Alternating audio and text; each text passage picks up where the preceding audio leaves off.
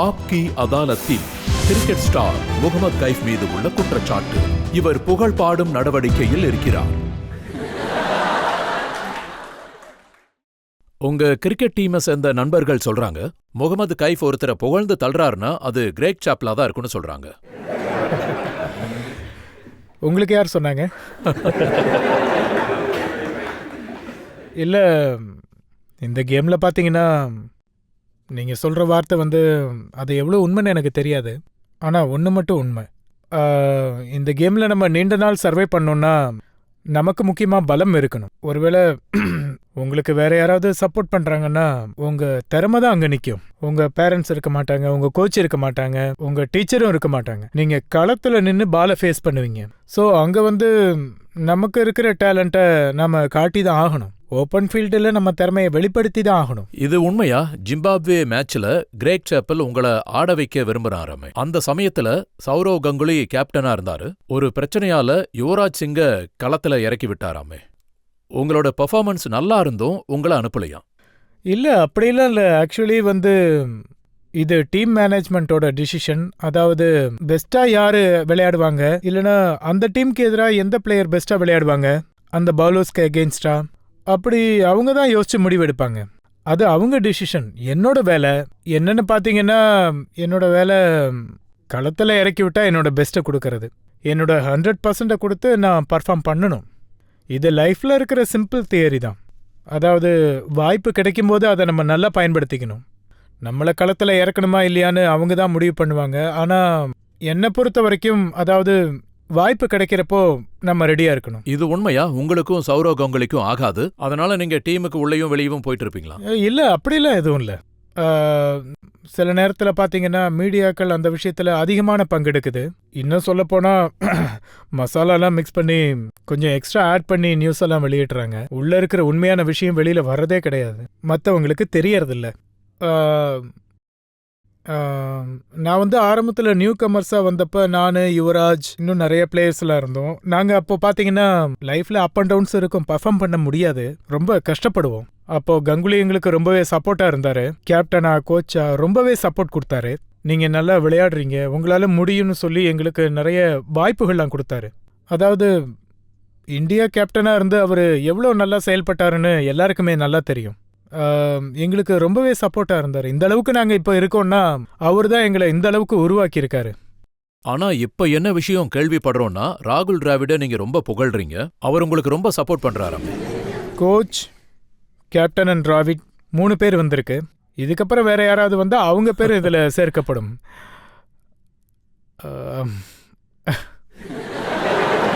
சச்சினையும் நல்லா ஃபிட்டா வச்சுக்கிறீங்க போல இருக்கு. இல்ல, அந்த முயற்சி எப்பவும் இருக்கும், கொஞ்சமாவது இருக்கணும்ல. வியூவர்ஸ்ல யாராவது கேள்வி கேட்க விரும்புறீங்களா? என்னோட கேள்வி கெய்ப் சார் கிட்ட என்னன்னா, அந்த லார்ட்ஸோட கெய்ப் சார் எங்க போயிட்டாரு? உங்க முன்னாடி தான் உட்காந்துருக்கேன். ஆனா அந்த விஷயம் இப்ப தெரியலையே. இல்ல, அது வரும் இன்ஷா அல்லா. நான் முழு முயற்சி பண்றேன். அந்த இன்னிங்ஸ் எப்படி இருக்கும்னா ஆப்வியஸ்லி பார்க்கும்போது நல்லா தான் தெரியும். எங்க டீமோட கஷ்டமான சுச்சுவேஷன்லேருந்து கம்பேக் பண்றதுங்கிறது நானும் இதுக்கு முன்னாடி நிறைய மேட்ச் எல்லாம் விளையாடினதில்ல. அது இந்தியாவோட ஃபைனல் மேட்ச். அதாவது பார்த்தீங்கன்னா ஒவ்வொரு தடவையும் ஒவ்வொரு மேட்ச்லையும் 10 மேட்சுக்கு அப்புறம் அதெல்லாம் வராது. அதே மாதிரி நான் திரும்ப அந்த இன்னிங்ஸோட எப்போ விளையாடுவேன்னு எனக்கே தெரியாது. அது ஆனா நீங்க பேஷாவர்ல விளையாடின மாதிரி விளையாட மாட்டீங்களா? 12 ஓவர்ல 8 ரன். நான் 8 ரன் எடுத்து தோனி 100 ரன் எடுத்தாலும் எனக்கு எதுவும் பிரச்சனை இல்லை. டீம் ஜெயிச்சா போதும். அஸ் அ பிளேயரா தான் எனக்கு. உங்க கேப்டன்சியில யூபி ரஞ்சி டிராஃபி ஜெயிச்சாங்க. அதாவது டீம் மேனேஜ்மெண்ட் ஃபியூச்சர்ல நீங்க தான் கேப்டனா இருக்கணும்னு முடிவெடுத்தா அதுக்கு நீங்க ரெடியா இருக்கீங்களா? ரொம்ப லேட்டா கேட்குறீங்க, முன்னாடியே கேட்டிருக்கணும். இல்லை, அதாவது நம்ம டீம் அவ்வளோ நல்லா விளையாடினதுக்கு நான் ரொம்ப சந்தோஷப்படுறேன். 72 வருஷத்தில் முதல் தடவையாக நம்ம சாம்பியன் ஆயிருக்கோம். இது கிரிக்கெட்டுக்கு ரொம்ப நல்ல விஷயம். மக்களும் கவனிக்க ஆரம்பிச்சிருக்காங்க. யூபியில் நல்ல பிளேயர்ஸும் இருக்காங்கன்னு தெரியுது அவங்களுக்கு. இன்னும் நிறைய பிளேயர்ஸ் வந்துட்டு இருக்காங்க. 3 பிளேயர்ஸ் இப்போ ரொம்ப நல்லா ஆடிட்டு இருக்காங்க. அப்புறம் யங் பிளேயர்ஸ் ரொம்ப நல்லாவே பர்ஃபார்ம் பண்றாங்க. ஒருவேளை உங்களை கேப்டனா சூஸ் பண்ணி உங்களுக்கு ஒரு ஆஃபர் வந்ததுன்னா அதை நீங்க எப்படி எடுத்துப்பீங்க? நீங்க அதுக்கு தயாரா இருக்கீங்களா? அந்த சேலஞ்சை ஏத்துக்குவீங்களா? முதல்ல என்னோட இடமே செக்யூரா இல்ல. டெஸ்ட் மேட்ச்ல அப்படிதான் ஆனா இருந்தது. சார் உங்க கேப்டன்சில யூபி வந்து ஒரு ஹிஸ்டரியை நிகழ்த்தி இருக்கு ரஞ்சி டிராஃபில. அதை வந்து யாருமே எதிர்பார்த்திருக்க மாட்டாங்க. ஏன்னா எப்பவும் பாத்தீங்கன்னா நீங்க மும்பை தான் வந்து ரஞ்சி டிராஃபில ஜெயிப்பாங்க. அப்படி இருக்கும்போது முதல் தடவையா யூபி வந்து ஜெயிச்சு காட்டியிருக்காங்க. அதனால தான் இந்த கேள்வியை கேட்கிறேன். இல்ல, அது வந்து எனக்கு ரொம்ப நல்ல எக்ஸ்பீரியன்ஸ் தான். அதாவது பாத்தீங்கன்னா ரொம்ப யங் ஏஜ்லயே கேப்டன்சியே ஏத்துக்கிட்டேன். அதுவும் 16 வயசுலயே கேப்டன்சியை ஏத்துக்கிட்டேன். 19ல ஸ்ரீலங்கால விளையாட போனோம். அங்க வெற்றி அடைஞ்சதுக்கு அப்புறம் ரஞ்சிலையும் தலைமையை ஏத்துக்கிட்டேன். அது ஒரு நல்ல எக்ஸ்பீரியன்ஸ் எனக்கு லீடர்ஷிப் விஷயத்துல. இப்போ வந்து யாராவது இந்தியன் டீமுக்கு கேப்டனா இருன்னு கேட்டா எனக்கு அது பெருசா தெரியல. என்னோட முழு ஃபோக்கஸ் வந்து வர இருக்கிற சீரியஸ்ல நல்லா விளையாடணும். அப்புறம் எனக்குன்னு டெஸ்ட் மேட்ச்ல நான் ஒரு தனித்துவமான இடத்த பிடிக்கணும். அப்புறம் நடக்க வேண்டிய விஷயம் தன்னால நடக்கும். நம்ம அப்படி ஆகணும் இப்படி ஆகணும்லாம் முன்னாடியே ப்ரிப்பேர் பண்ணக்கூடாது. நம்ம நேர்மையா விளையாடுனா நமக்கு லைஃப்ல நல்ல விஷயங்கள் தானா நடக்கும். நம்ம ஜாப்ல ஹானஸ்டா பர்ஃபார்ம் பண்ணா எல்லாமே தன்னாலே நடக்கும். என்னோட கேள்வி என்னன்னா, நீங்க விளையாடுற கேம் வந்து எங்க போய் விளையாடினாலும், ஒன் டே ஆனாலும் டெஸ்ட் ஆனாலும் ஒரு கான்ட்ரவர்ஷியல் இஷ்யூ நடக்குது. அதாவது கோச்க்கும் கேப்டனுக்கும் டீம் பிளேயர்ஸ்க்கும். இதோட விளைவு வந்து நீங்க ஃபீல்டுல விளையாடும் போது அந்த தாக்கம் வந்து உங்களை ரொம்பவும் பாதிக்குமா? நீங்க கேட்டது ரொம்ப நல்ல கேள்வி. கண்டிப்பா இருக்கும். ஆனா அதாவது சீனியர் பிளேயர்ஸ் ரொம்ப வருஷமா விளையாடிக்கிட்டு இருப்பாங்க. அதை பத்தி யோசிக்காம விளையாடணும்னு நினைப்பாங்க. அப்போ மேட்சுக்கு போகும்போது அப்போ வெளியில வெளியில வந்து மீட்டிங்ல டிஸ்கஸ் பண்ணதெல்லாம் என்ன பிளானிங் இருக்குமோ அதை மைண்ட்ல வச்சுக்கிட்டு அண்ட் ஃப்ரீ மைண்டோட தான் விளையாடணும். அதை விட்டுட்டு பின்னாடி என்ன நடக்குது, என்னை பத்தி என்ன வெளியில பேசுறாங்க, அதை பத்தி கான்சென்ட்ரேட் பண்ணா அவ்வளோதான்.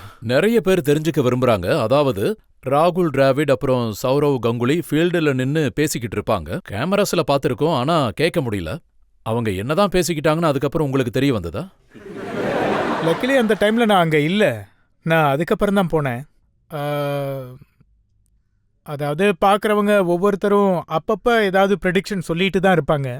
ஆனா உண்மையிலே பாத்தீங்கன்னா அங்க நடக்கிற விஷயம் என்னவோ அது உண்மையா வெளியில வராது. ஒண்ணில்லாத விஷயத்தெல்லாம் ரொம்ப ஹைப் ஆக்கி விட்டுருவாங்க. எல்லாரும் சொல்ற மாதிரி டீம்ல அந்த மாதிரி எந்த பிரச்சனையுமே இருக்காது. ஆனா வெளியில எல்லாரும் வேற மாதிரி நினைப்பாங்க. என் ஃப்ரெண்ட்ஸ் ஃபேமிலி மெம்பர்ஸ் எல்லாம் பார்த்து என்ன ஆச்சுன்னு கேட்பாங்க. ஆனா நாங்க டீம்ல இருக்கும்போது அப்படி எதுவுமே நடந்திருக்காது. அப்படி எதுவுமே இல்ல. நான் என்னோட கேம்ல தான் கான்சென்ட்ரேட் பண்ணுவேன். அதுல என்னோட பெஸ்ட்டை நான் கொடுக்கணுங்கிறதா நினைப்பேன். ஆனா வெளியில பாக்குறப்ப ரொம்ப ஹைப்பான விஷயமா தான் தெரியும். அப்போ ட்ரெஸ்ஸிங் ரூம்ல எந்த ஒரு பிரச்சனையும் நடக்காதுன்னு சொல்றீங்க? கண்டிப்பா நடக்காது. ஆனா நீங்க ஃபீல்டுல இறங்கும்போது பாகிஸ்தான் பிளேயர் சொல்றாங்க கிரவுண்ட்ல நிறைய பிரச்சனைகள் நடக்குதாமே. இப்போ சுச்சுவேஷன் நல்லா இருக்கு. முன்னாடிலாம் வேர்ல்ட் கப் விளையாடுறதுக்கு நாங்க போகும்போது சவுத் ஆப்பிரிக்கால அந்த மேட்ச்ல பாத்தீங்கன்னா அதிக அளவுல நாங்க எதுவும் பேசல. ஆனா அங்க வேற மாதிரி பேச ஆரம்பிச்சாங்க. ஆனா இப்ப வந்து அப்படிலாம் எதுவும் இல்லைன்னு நினைக்கிறப்ப ரொம்ப சந்தோஷமா இருக்கு. அதாவது பிளேயர்ஸ் கூட நல்ல அண்டர்ஸ்டாண்டிங் இருக்கு. இன்ஃபேக்ட் நாங்க கிரவுண்ட்ல பெஸ்ட்டை கொடுக்கணும்னு முயற்சி பண்றோம். எல்லாரும் ஒன்று சேர்ந்து பேசுறோம். முன்னாடி மாதிரி எந்த பிரச்சனையும் இல்லாம நல்லா தான் இருக்க மாதிரி எனக்கு தோணுது. இதுக்கு முன்னாடி அப்படி இல்ல. நான் ஆரம்பத்துல வந்தப்போ இதுக்கு முன்னாடி ரொம்ப டிஃப்ரெண்டா இருந்தது. ஆரம்பத்துல நீங்களும் எல்லாரையும் திட்டுவீங்களா? அதை கேட்பேன். அதை கேட்டுட்டு வந்து இக்னோர் பண்ணிடுவேன். அதை வந்து நம்மளை டிஸ்ட்ராக்ட் பண்ண நினைப்பாங்க. அதனால தான் நம்மளை தவற ஆட வைக்க பார்ப்பாங்க. அது நம்ம வீக்னஸா மாறிடும். பவுலர்ஸ் வந்து பக்கத்துல சொல்லிட்டு போவாங்க. நம்ம பெஸ்ட்டை நம்ம கொடுக்கணும்னா அவங்க சொல்றதையெல்லாம் நம்ம இக்னோர் பண்ணிட்டு விளையாடணும். ஒரு நல்ல பிளேயர்ஸா இருந்தா இதுதான் பண்ணுவாங்க.